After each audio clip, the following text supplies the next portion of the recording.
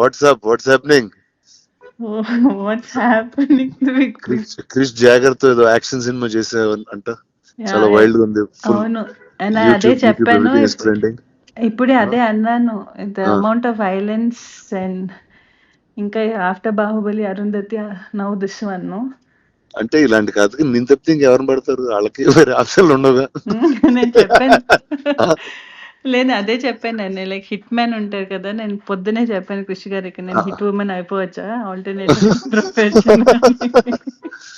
అంటే it's like this, no it's like okay, ఒక lady గుర్రం మీద వస్తూ ఉంటది, అనుష్కని వస్తూ ఉంటది. తర్వాత ఒక మహారాణి అలా దిగుతూ ఉంటది, అనుష్క దిగుతూ ఉంటది. సో ఈ టైమింగ్ లోనే ఆలోచిస్తారు ఐ థింక్ ఎవ్రీబడి.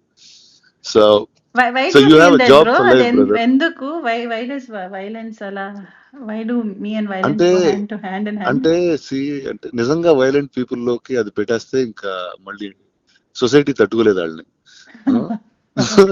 నీలాంటి మంచి వాళ్ళకి అది ఇస్తే it's safer to keep it. You know what I'm saying?